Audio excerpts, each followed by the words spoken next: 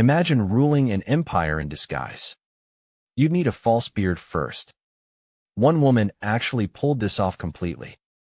Her name, Hatshepsut, the rightful ruler of Egypt. This isn't just a story about ruling. It's one of history's greatest political disguises. By the end, a single tooth finds her. If you're enjoying this so far, hit like, subscribe, and drop a comment. To understand her, picture ancient Egyptian religion. The pharaoh wasn't just a ruler. The pharaoh was a living god. Specifically, the god Horus in human form. Who was Horus? A falcon-headed war god. Egyptians believed the pharaoh embodied him. That meant strength, battle, masculine power. Every carving, every title reinforced this image. The pharaoh was always shown as a man. Always. For nearly 2,000 years. So imagine being a woman on that throne. There was simply no template for a queen. No goddess pharaoh ever ruled alone before. The role and the religion were fused together. Change the ruler's gender, and what happens? Does the god-king symbolism simply break? Hatshepsut faced this exact impossible problem. And she found an answer no one expected. Hatshepsut was born into Egypt's royal family. Her father was Pharaoh Thutmose I. She married her half-brother, Thutmose II. That was royal custom, not romance. When he died, the throne needed an heir. His son was still just a child. That young boy was named Thutmose III. Too young to rule an empire alone. So Hatshepsut stepped in as regent. At first, she ruled in his name. A guardian, managing the kingdom for him. But Hatshepsut was capable, ambitious, patient. Slowly, her role began to shift. Her name appeared beside his on monuments. Then her name started coming first. Within a few years, everything had changed. She wasn't governing for the king anymore. She had truly become the king herself. But there was a problem, remember? Every symbol of kingship was built for men. So Hatshepsut didn't reject the symbols. She adopted every single one of them. Statues showed her with a male body. Broad shoulders, bare muscled chest. She proudly took the royal false beard. And male titles, son of Ra. Here's the twist you were promised. This wasn't Hatshepsut secretly fooling her people. Everyone in Egypt knew she was a woman. Her own inscriptions call her she and daughter. So why the false beard at all? Because the office of pharaoh needed one. The role itself was written in masculine symbols. She wasn't deceiving anyone. She was translating herself into the only language power understood. Think of it like a uniform, not a mask. A judge wears robes to signal authority. Hatshepsut wore a beard for the same reason. It told Egypt, the god-king rules here. It wasn't about looking like a man. It was about looking like a pharaoh. A brilliant, strategic solution to an impossible problem. And it worked for 20 remarkable years. With her power secured, Hatshepsut got to work. Her reign became one of the most successful in all of ancient Egyptian history. Nearly 2 decades of peace and wealth. No costly wars, no crumbling borders. Instead, she built, she traded, she thrived. Her first great achievement? A legendary expedition to a distant, almost mythical land. It was called the Land of Punt, somewhere along Africa's Red Sea coast. Few Egyptians had ever traveled there before. Hatshepsut sent a fleet of ships, loaded carefully with goods meant for trade. They returned loaded with wonders instead. Sacks of fragrant frankincense and myrrh. Whole, living myrrh trees, roots wrapped carefully. Exotic animals Egyptians had never seen.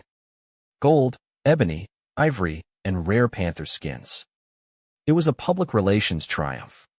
She had temple walls carved to show it. Every ship, every tree, every animal. A permanent stone record of her success. This wasn't just wealth. It was proof. Proof that her reign brought real prosperity. Proof that a woman pharaoh could truly deliver. And all of Egypt was watching closely. Trade wasn't her only obsession.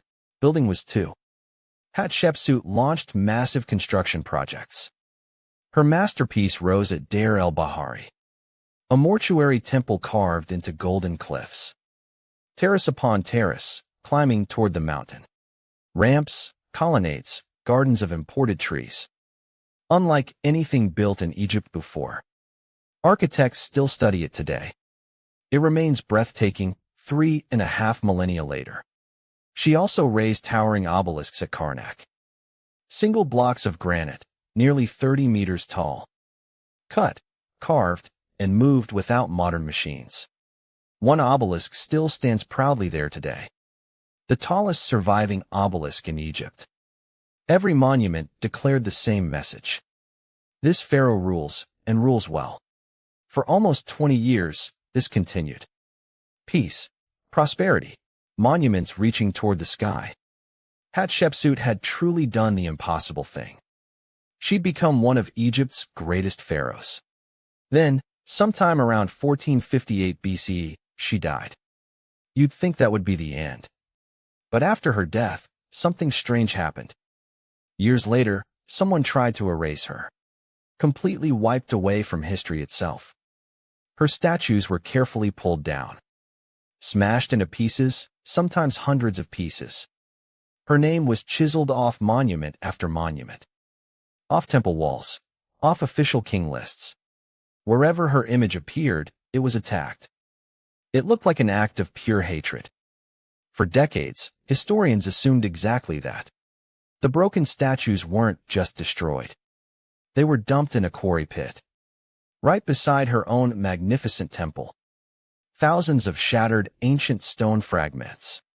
Faces, hands, crowns, torsos, scattered and buried. For centuries, they sat there, forgotten. Silent evidence of a queen erased. Or so it seemed, for a very long time. And here's the strangest part of all. For centuries, no one knew where she was. Her royal mummy simply vanished from record. No tomb clearly marked her resting place. Egypt's great female pharaoh, seemingly lost forever. Who erased her, and for what reason? And could anyone ever find her again? For a long time, the story seemed simple. Revenge. A stepson, finally settling a score. That stepson was Thutmose III. The boy she once ruled for as regent. He grew up, and eventually ruled alone. Surely he'd resented her all along. That was the assumption for generations. Then modern Egyptology looked much closer. Egyptologist Kara Cooney studied the evidence carefully.